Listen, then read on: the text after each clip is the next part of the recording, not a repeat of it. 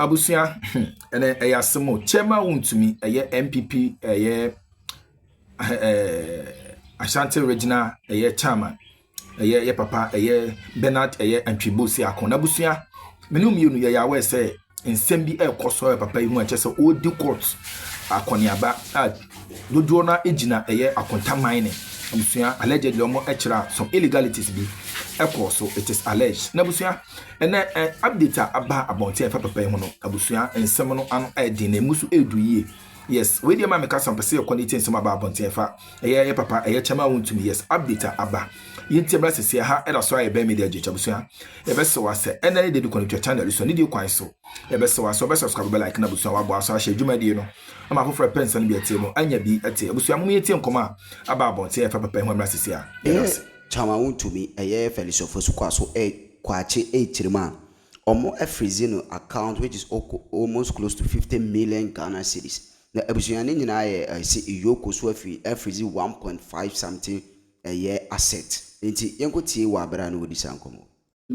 Its case. In the Wontumi case, the state has actually wrapped up its case, and Wontumi is being invited to either do a submission of no case or open his defense, which is the standard practice in any trial. In the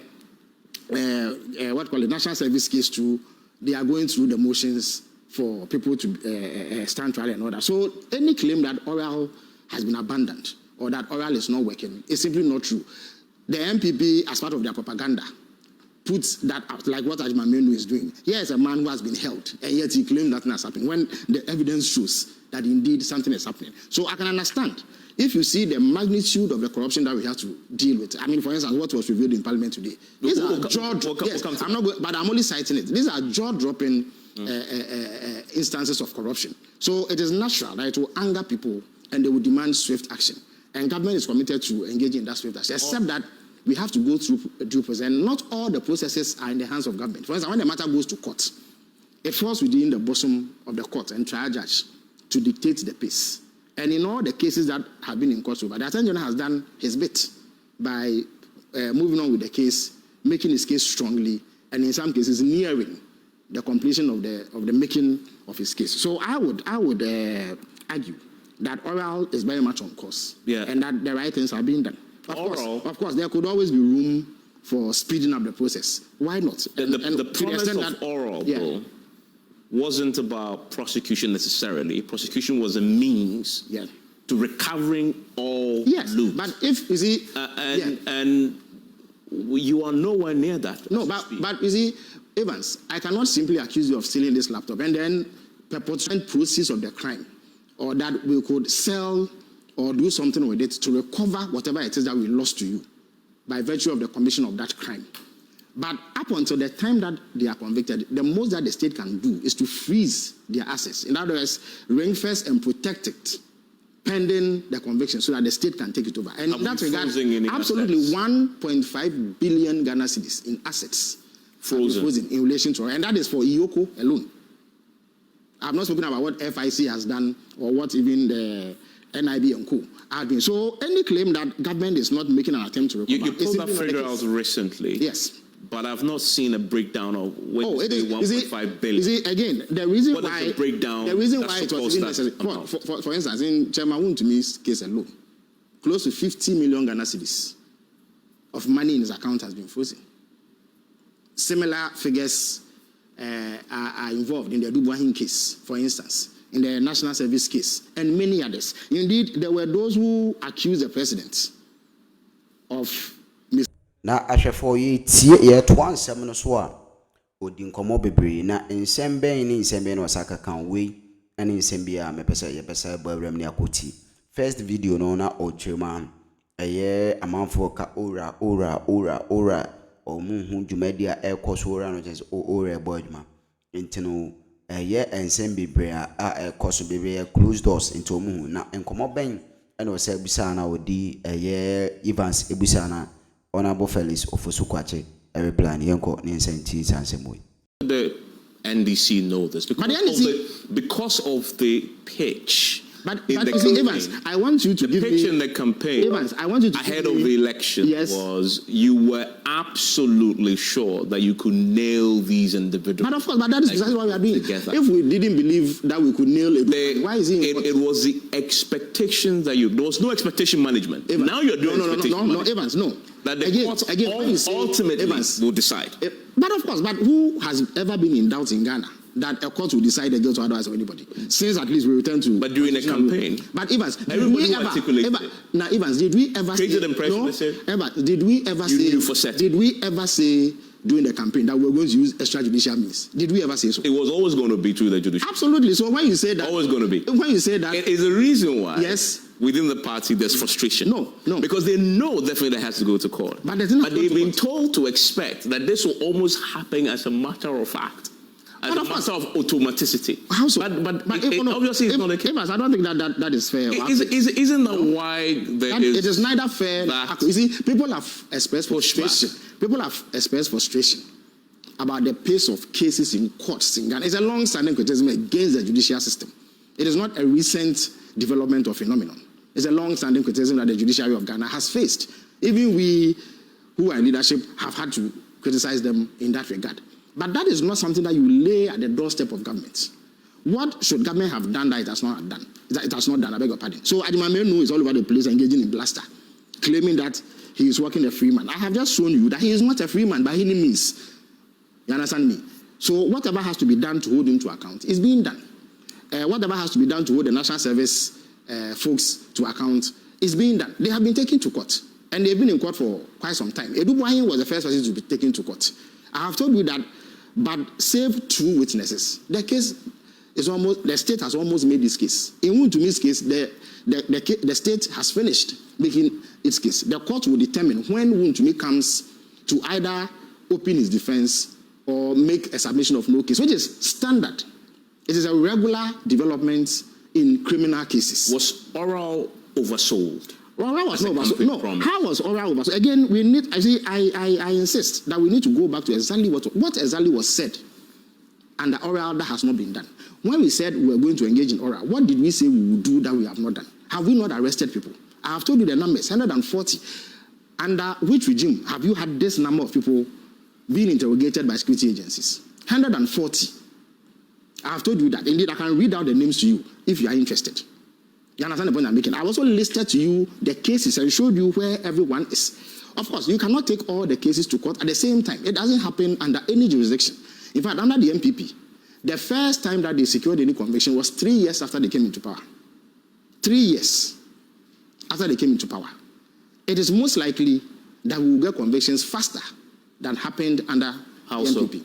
Because of the pace at which it has moved. For instance, if the Attorney General has finished making his case in the Wontumi matter, it is much quicker than was previously the case. Of course, people have expressed disquiet about how interlocutory injunctions are used to frustrate the processes. But that is beyond the reach of government.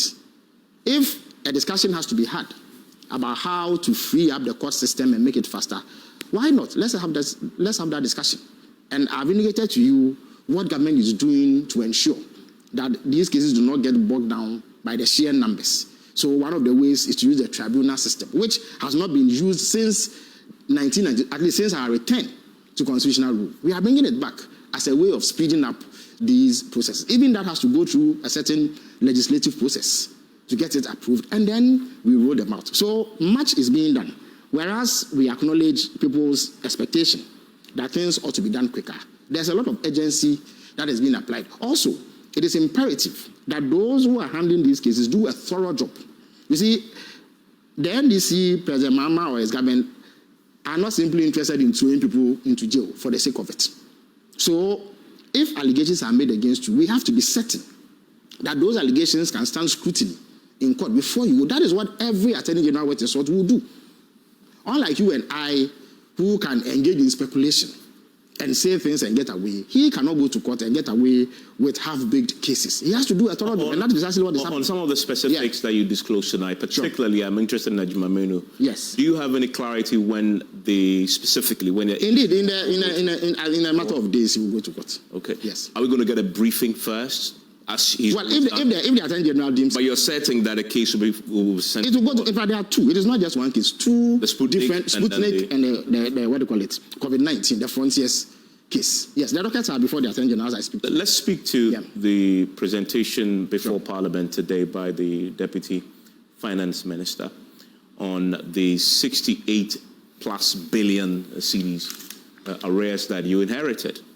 Why was it necessary? Because fundamentally, this was an audit report. Yes. You could say in all intents and purposes, an Auditor General's report, because of course, although it was done together with EY and PwC, they will be working under the Auditor General has the power to engage any external... And that is why I'm asking why this approach to come to Parliament present, because normally it would just simply go to the Public Accounts Committee and the work will be done. But you chose in fact, of course, to have the minister himself, deputy, on the floor presenting it. Of course, there's an element of transparency that needs to be brought to the way that government business is conducted. Even Parliament itself is subject to public scrutiny. Same for the judiciary. Now, in the 2025 budget, the Minister for Finance told Parliament that as part of efforts to tighten public financial management and avoid leakages and hemorrhaging of the public purse, he was going to commission an audit into arrears claims that had been brought to him, totaling 68 billion Ghana cedis. So he told Parliament in 2025. In the 2026 budget, he told Parliament the same thing, that the audit was ongoing, and then when it is done, he will come back to brief the House. Exactly. So the audit was concluded, and it was necessary that, having promised or committed to briefing Parliament is made up of representatives of the people. Indeed, it is Parliament that approves the budget and empowers the Finance Minister to spend. So Parliament has oversight responsibility to look at how public finances are managed and how the funds that they approve for the utilization of government are used. So it was in that spirit that the Finance Minister deemed it necessary to brief Parliament. Now, the report itself is made up of 2 volumes. They are quite voluminous, with hundreds and hundreds of pages. So it was not going to be possible to read everything in Parliament. So what happened was that the report was laid. In other words, it was presented to Parliament for consideration. Then the Speaker will refer it to the appropriate committee. But in order that Parliament is made aware of the gravity of the findings contained in the report, the Deputy Minister for Finance, who was representing his boss, the Finance Minister, read key highlights of the report. And it was harrowing. You see, it's as if every single policy that the MPP implemented was designed to line the pockets of people or fleece the nation. So you bring 68 billion Ghana cedis for payments. The Auditor General looks into it and finds that only about 45 billion Ghana cedis was valid and could be paid. And that up to 13 billion Ghana cedis could not even be charged at all because there were no supporting documents. In some instances, there are no supporting contracts. In other words, there's nothing that shows that government has committed to obtaining the services of a particular entity to do a job, for which reason the need to pay would arise. There's nothing that backs the claim. And yet, these claims have been presented. You mentioned this, indeed, you're right. Yes. The Finance Minister first articulated this in his budget of last year. And when he came here, he gave us a bit more clarity when he was on PM Express. Yes. So I've just been looking at what he said last year, and there are a few discrepancies in the numbers, and I just want to put it out so you can reconcile. In paragraph 151, where he touches on this, it says, as at the time we're speaking, page 25 of the 2026 budget, 10.4 billion in claims were rejected. Yes. As at the time, due to unsupported documentation. Yes. As you know, today, in what was presented, the amount rejected is 8 billion. Of course, that is because at the time... So there's a discrepancy. Yes, at the time, some claims were not supported by documents. Subsequent to that, documents were brought to show that there was legitimate basis for it. Then they were accepted and validated. So there's really nothing wrong with it. So that, again, comes to my question. Because I read the document today and I'm thinking, isn't there plausible explanations for why some of these things happened? So I see unsupported documentation. It doesn't necessarily mean that documents aren't there. Maybe you couldn't find at the time that you were. Of course, but if the document cannot be found, then there's no basis to pay. what will ground the payments. But that doesn't mean necessarily there's plunder, because you use those words. No, you see, no. Plunder, there's corruption. You see, government, to line their pockets. Evans, government is a serious entity. It is not possible, or it should not be possible, for a whole government institution like the Finance Ministry not to have records on contracts that have been awarded. That speaks to a certain level of disorganization. That is unacceptable. This is Ghana. It is not tenable. I mean, I read the Auditor General's report every year. Evans, but it may be Ghana, but with that. we must stop at some point. And indeed, the Deputy Finance Minister stated it profoundly when he said the rot stops now. If we run a country where documents regarding contracts involving millions of Ghana cedis of the taxpayers' money cannot be produced to support payments, then we cannot be serious as a country. So it has got to stop somewhere. And therefore, if you cannot show documents, no official should be willing to authorize payments. Because even if, let us assume that the contractor or the supplier did not have documents. What about the ministry that awarded the contract? Or the entity that approved payment? What did they base that approval on? So we cannot accept such untenable claims and on that basis proceed to make payment. It is simply not tenable. I mean, how do you have a situation where the Ministry of Trade says that they have paid 89 million Ghana cedis to 5 banks as interest for monies that government government share of interest. Government share of interest in the 1D1F companies, yes. Now, the auditors make contact with the 5 banks, and all of them flatly deny that any such monies have been paid. In one breath, in fact, in one instance, they said that 10.5 million Ghana cedis had been paid to a specific account in a specific bank. The auditors go there, and in fact, they even provide a supposed account number. The auditors go there and they find that the account number does not exist, and that the entity has no such bank account into which any such monies could have been paid. And in fact, no such monies were paid. But the Ghana's records show that monies have been paid. And it was paid to this particular bank. Let's interrogate the first one about the 1D1F shared interest payments. Yes. Because I see that's a single